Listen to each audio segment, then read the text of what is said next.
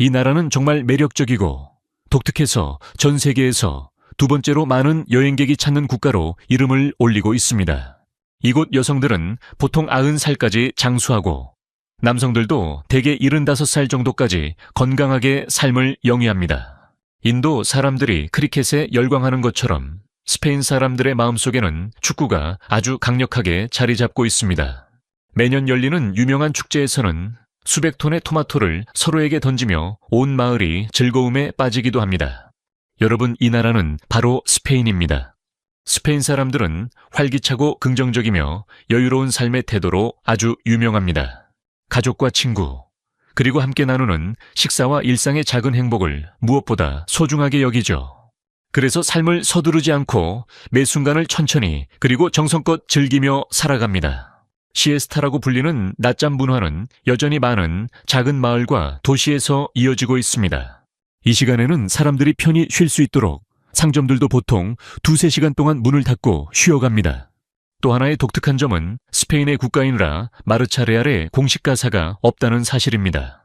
전 세계에서 가사가 없는 몇 안 되는 국가 중 하나인데요. 역사적으로 가사를 붙이려는 시도가 여러 번 있었지만 그 어떤 것도 국민들의 마음을 얻어 정착되지는 못했습니다.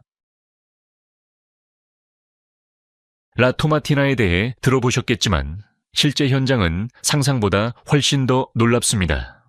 매년 8월 마지막 주 수요일이 되면 부뇰이라는 작은 마을은 지구상에서 가장 큰 토마토 전쟁터로 탈바꿈합니다. 2만 명이 넘는 사람들이 모여서 잘 익은 토마토 100톤 이상을 서로에게 던지며 축제를 즐깁니다.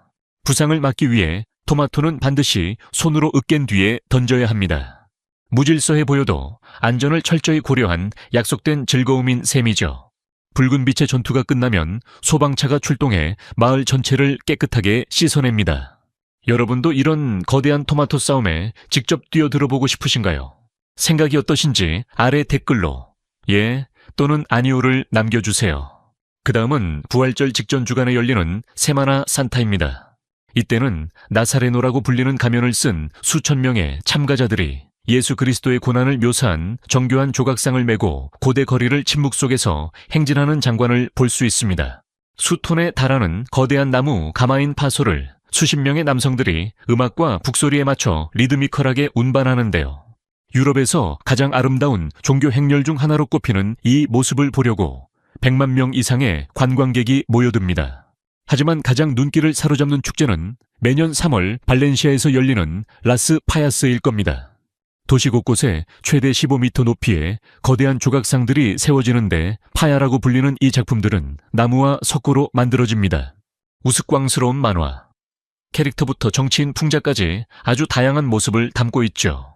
하지만 5일 동안의 파티가 끝나면 이 놀라운 예술 작품들은 라 크레마라고 불리는 밤에 모두 불태워집니다. 이 정교한 작품들을 만드는데 수십억 원의 비용이 들지만 단 며칠 만에 모두 태워 없애버립니다. 발렌시아 사람들은 이 불꽃이 삶을 새롭게 정화하고 개선해 준다고 믿기 때문입니다. 스페인의 많은 해변에서는 수영복을 입는 것이 의무가 아닙니다. 옷을 입지 않고 수영하는 것이 나라 전체에서 자연스럽게 받아들여지는데 이는 독일이나 네덜란드처럼 신체를 편안하게 대하는 문화가 반영된 것입니다.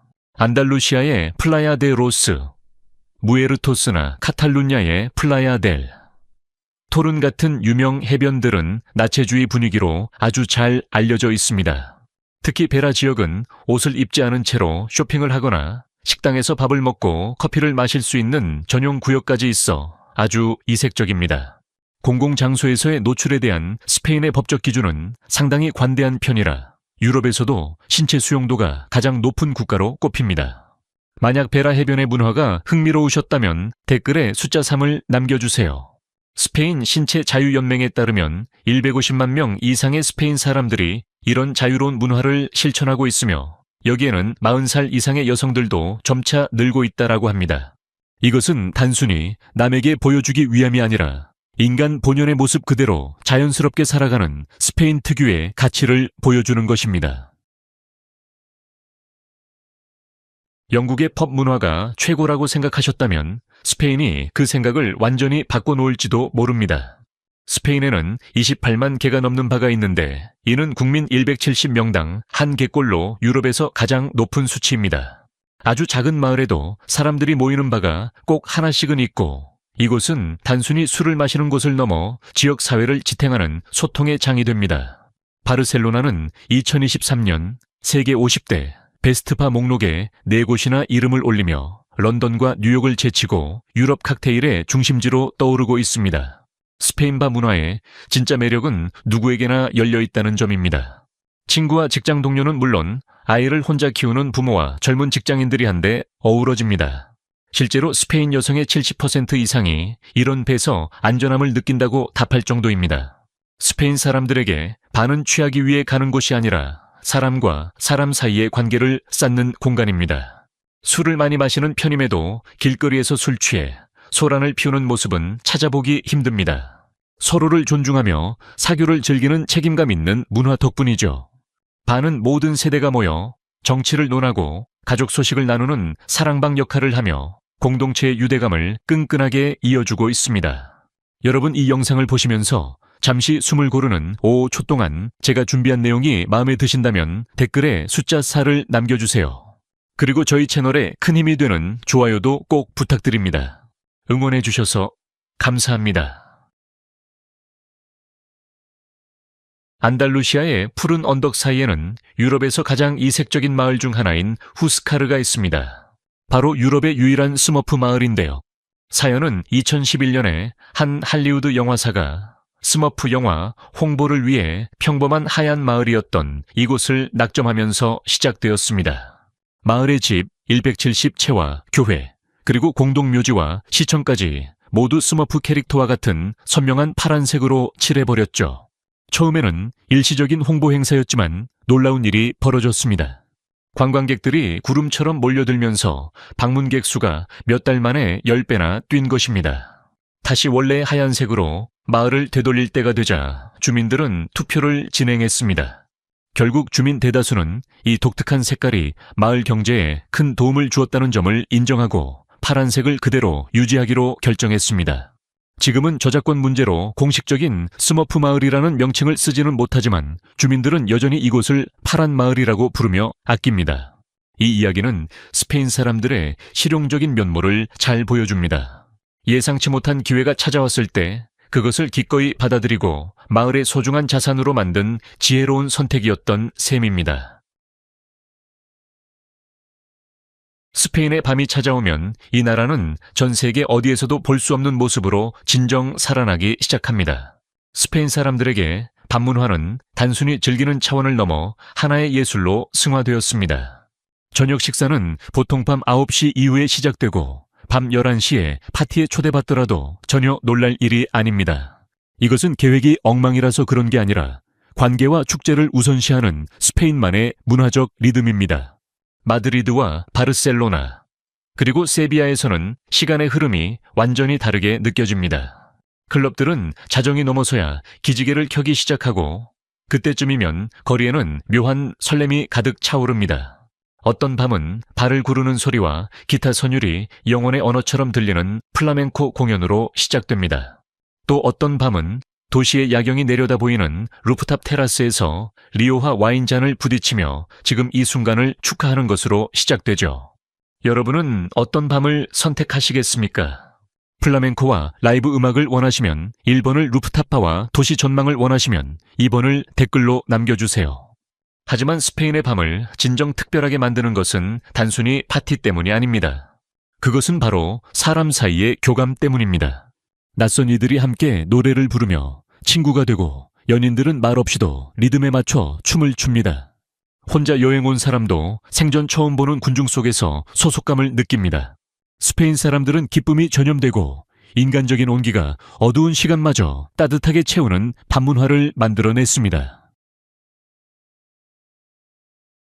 뉴욕 타임스는 플라멩코가 음악을 통해 이야기를 전하는 방식이라면 요리는 맛을 통해 자신을 표현하는 방식이라고 썼습니다.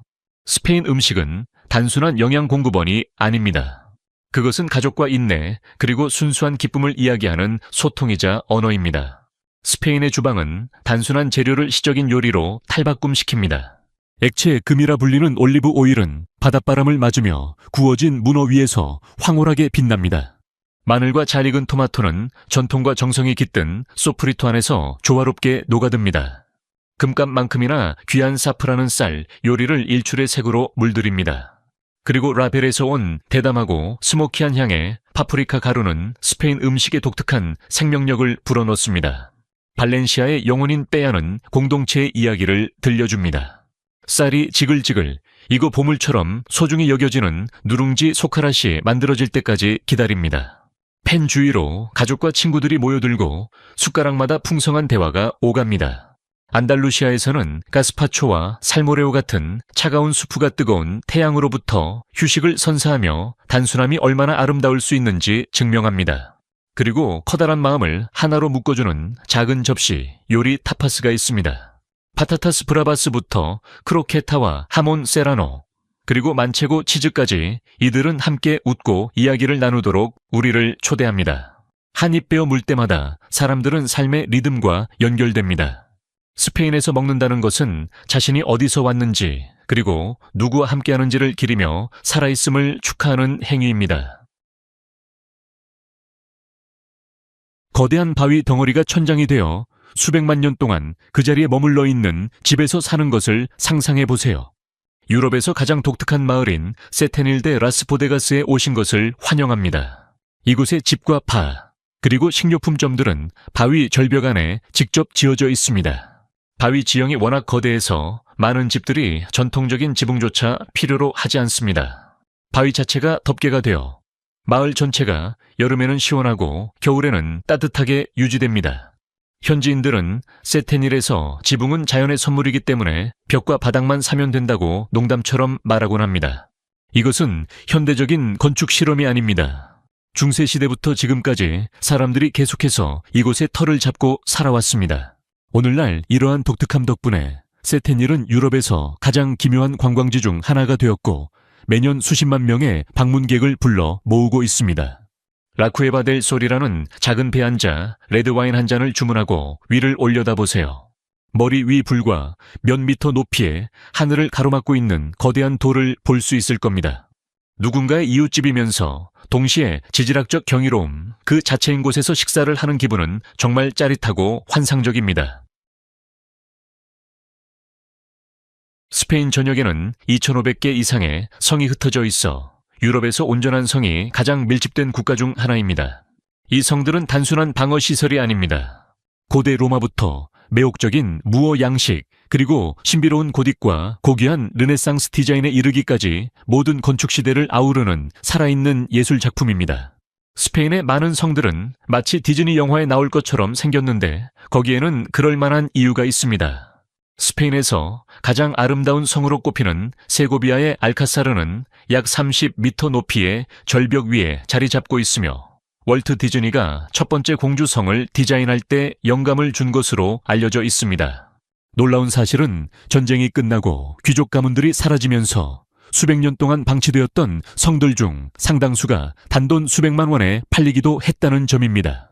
일부 성은 약 270만 원 정도의 매물로 나오기도 했는데 이는 뉴욕 맨해튼에서 두 사람이 근사한 저녁 식사를 하는 비용과 비슷합니다. 대부분의 사람들이 휴가비로 쓰는 돈보다 적은 금액으로 중세 역사의 한 조각을 소유한다고 상상해 보세요. 스페인의 매력과 다양성, 그리고 거부할 수 없는 이끌림을 대표하는 단 한 곳을 꼽으라면 단연 바르셀로나일 것입니다. 이곳은 예술과 바다, 그리고 축구가 완벽한 조화를 이루며 춤추는 도시입니다. 매년 2,700만 명 이상의 관광객이 이 세계적인 여행지를 탐험하기 위해 찾아오는데 이는 플로리다 전체 인구보다 많은 숫자입니다. 바르셀로나를 진정 특별하게 만드는 것은 좁은 지역 안에 펼쳐진 놀라운 다양성입니다. 아침에는 구엘 공원 정상에 올라 지중해의 햇살 아래 펼쳐진 파노라마 도시 정형을 감상하고 오후에는 바르셀로네타 해변에서 여유롭게 상그리아를 즐길 수 있습니다. 이 모든 것이 10km도 안 되는 거리 안에서 가능합니다. 이 도시의 꽃은 사그라다 파밀리아 대성당입니다. 첫 번째 건축가가 100년도 더 전에 세상을 떠났음에도 여전히 미완성인 채로 남아있는 장대한 종교 건축물입니다. 계획된 높이는 약 172m로 완공되면 독일의 울름 대성당을 제치고 세계에서 가장 높은 교회가 될 것입니다. 이 걸작은 위대한 작품을 만들기 위해서라면 몇 세대에 걸친 투자도 마다하지 않는 스페인 사람들의 우직한 태도를 잘 보여줍니다. 스페인 남부 시에라. 네바다 산맥 기슭에 자리 잡은 라나로는 단순히 유럽 최고의 광천수를 생산하는 곳으로만 유명한 게 아닙니다. 이곳은 장수가 예외가 아닌 일상처럼 여겨지는 세계적인 장수마을 중 하나로 잘 알려져 있습니다. 이 마을은 1999년에 지방정부가 위트 있는 발표를 하면서 유럽 전역에 관심을 끌었습니다. 당시 마을에 묘지 공간이 부족해지자 당국은 새로운 묘지가 완공될 때까지 건강을 유지하고 계속 살아달라는 공식 선언을 한 것이죠. 비록 상징적인 의미였지만 이 사건은 라나론을 모든 이가 유별나게 오래 사는 마을로 각인시켰습니다. 18세기부터 이어져 온 천연 광천수와 맑은 산악 공기가 가득한 이곳에 유럽 전역의 노인들이 휴식과 건강 회복 그리고 평화로운 삶을 위해 모여드는 것은 어쩌면 당연한 일입니다. 깨끗한 환경과 스트레스 없는 삶, 그리고 끈끈한 공동체의 지원이 어우러져 이곳에서는 고령에 도달하는 것이 아주 자연스러운 기대치가 되었습니다. 마드리드와 바르셀로나, 그리고 세비야와 그라나다 같은 스페인의 여러 도시들, 특히 역사적인 구역에서는 발코니를 조화롭고 미적으로 아름답게 유지해야 한다는 엄격한 규정을 시행하고 있습니다. 이것은 관료적인 간섭이 아니라 도시의 아름다움을 보존하고 새로운 건물이 고전적인 건축 환경과 잘 어우러지도록 하려는 노력입니다. 발코니는 이웃과 소통하는 야외 거주 공간으로서 스페인 문화의 핵심적인 부분입니다. 만약 유산보호구역에 있는 집에 발코니를 잘못 짓거나 부적절한 현대식 자재를 사용하고 외관을 마음대로 바꾼다면 원래 설계대로 복원하거나 수정하라는 명령을 받을 수 있습니다. 이러한 건축적 조화에 대한 집착은 스페인의 폭넓은 가치를 반영합니다. 개인의 표현이 공동체의 아름다움을 해치기보다는 오히려 돋보이게 해야 한다는 생각이죠. 이는 순수한 개인의 취향보다 집단적인 미적 경험을 우선시하는 철학입니다. 풍부한 맛과 고대의 전통이 만나는 식사를 원하신다면 마드리드의 소브리노 데 보틴으로 가보세요. 이곳은 1725년부터 단 한 번의 중단 없이 손님을 맞이해 온 세계에서 가장 오래된 레스토랑으로 기네스 세계 기록을 보유하고 있습니다. 내부로 들어서면 원래의 돌벽과 나무보, 그리고 18세기부터 사용된 화덕이 마치 시간이 멈춘 듯한 분위기를 자아냅니다. 그 화덕은 지금도 매일 이 집의 대표 요리인 코치니어, 아사도, 즉 새끼 돼지 구이를 요리하는 데 사용됩니다. 겉은 바삭하고 속은 입안에서 녹을 듯 부드러운 고기 맛은 수백 년의 요리 전통과 여러분을 직접 연결해주는 잊지 못할 경험이 될 것입니다. 이 역사적인 장소는 호기심 많은 관광객과 국가 원수들은 물론 어니스트 해밍웨이 같은 유명 작가들도 즐겨 찾았습니다. 해밍웨이는 자신의 소설 태양은 다시 떠오른 데서 이곳을 세계 최고의 돼지고기 요리를 내놓는 곳이라고 극찬하기도 했습니다. 여기서 식사를 하는 것은 단순히 음식을 먹는 것이 아니라 스페인 요리의 우수성이 담긴 3세기 가까운 살아있는 역사에 참여하는 것과 같습니다. 동굴에서 사는 것이 선사시대의 일이라고 생각하신다면 안달루시아의 작은 마을 과딕스에서 고정관념이 완전히 깨지실 겁니다. 이곳에는 2,000개가 넘는 집들이 완전히 지하에 위치하고 있습니다. 이곳은 원시적인 거주지가 아니라 와이파이와 케이블 TV, 그리고 온수와 세탁기 및 에어컨까지 갖춰진 현대적인 집들입니다. 단지 창문이 없을 뿐이죠. 이 독특한 집들은 부드러운 삶, 언덕 안을 깊게 파서 만들어졌습니다. 여름철 외부 기온이 섭씨 38도를 훌쩍 넘길 때도 동굴 집안은 1년 내내 20도 내외의 쾌적한 온도를 유지합니다. 로마 시대부터 이어져 온 이 공동체에는 현재 4,000명 이상의 사람들이 대도시의 아파트만큼이나 편안하고 완벽한 설비를 갖춘 지하주택에서 살아가고 있습니다. 오늘날 많은 동굴집들은 부티크 호텔이나 박물관으로 업그레이드되어 방문객들이 넷플릭스를 보면서 지하 생활을 체험해 볼 수 있습니다. 소박하면서도 갖출 건 다 갖춘 삶을 꿈꿔 보셨다면 과딕스가 그 꿈이 현실에서 가능하다는 것을 증명해 줍니다. 아라곤 지방의 건조한 풍경 속에 테루엘 비행장이라고 불리는 유럽에서 가장 이색적인 장소 중 하나가 있습니다. 이곳은 유럽에서 가장 큰 항공기 보관소일 뿐만 아니라 세계 주요 항공 재활용 센터 중 하나이기도 합니다. 약 100만 평에 달하는 이 부지는 에어버스 A380이나 보잉 747 같은 초대형 비행기를 포함해 최대 250대의 항공기를 수용할 수 있습니다. 코로나19 팬데믹 기간 동안 루프트한자와 에어 프랑스 그리고 싱가포르 항공 같은 대형 항공사들이 자신들의 비행기를 이곳에 주차해 두기도 했습니다. 하지만 테루엘은 단순히 비행기가 쉬어가는 곳이 아닙니다.